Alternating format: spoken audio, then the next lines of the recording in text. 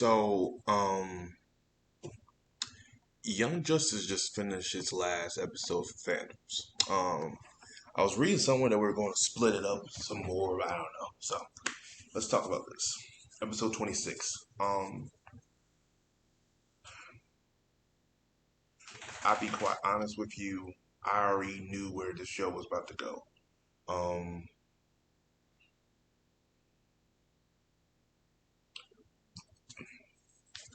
and I'm trying to get my thoughts together about this, and I'll be honest with you. I already said I'm done with the show, and I'm completely done with this.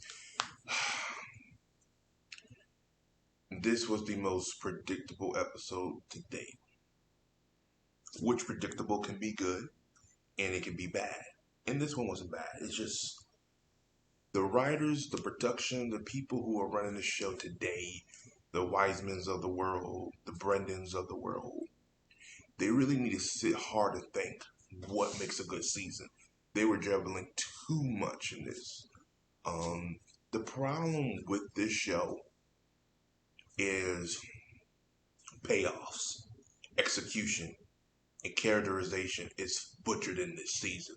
It's butchered in the last season. These shows, it is weird how season one and two of the caliber of writing and character development we got with these characters have fallen so much.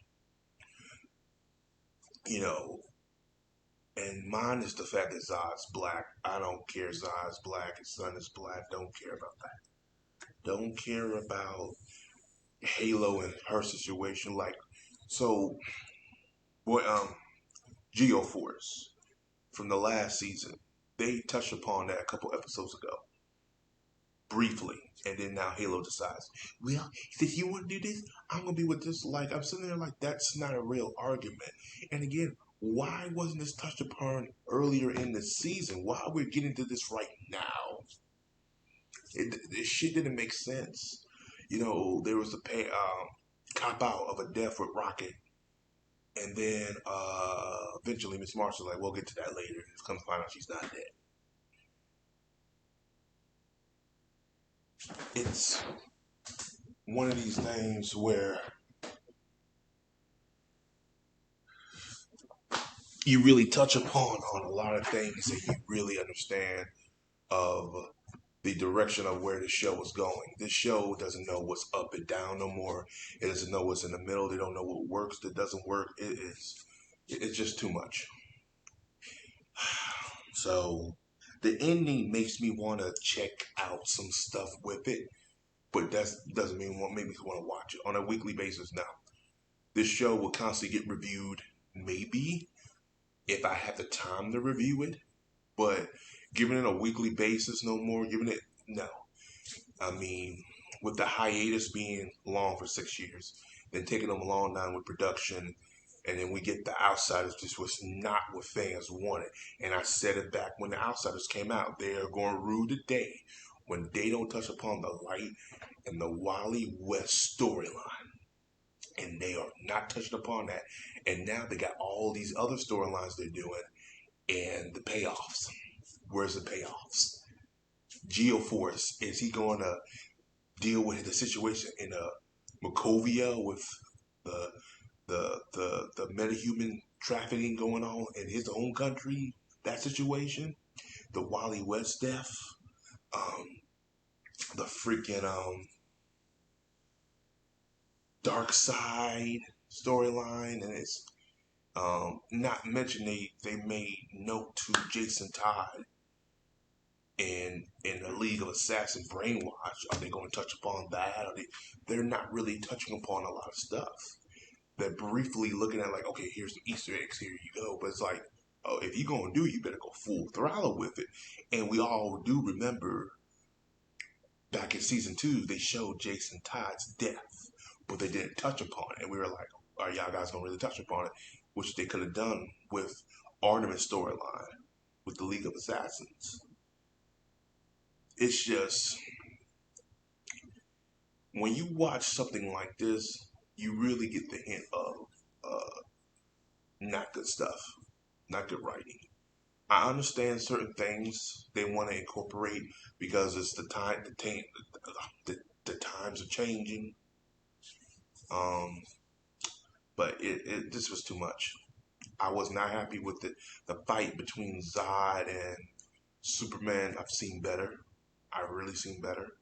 Um, this and Miss Martian and Superboy getting remarried again. Who cares? I mean, and then we didn't really get to see Beast Boy and Superboy interact, so he could have that cope of him dealing with that stress and PTSD. Seems like he was dealing with that's not touched upon that much. I don't know.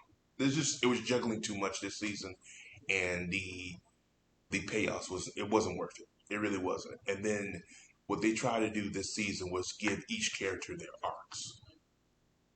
Not good. If they want to do that again, they need to give each character from season one, Aqualad and Nightwing work together, or Nightwing and Artemis work together, which there's been a relationship for that for years. Nightwing and Superboy and Miss Martian work together.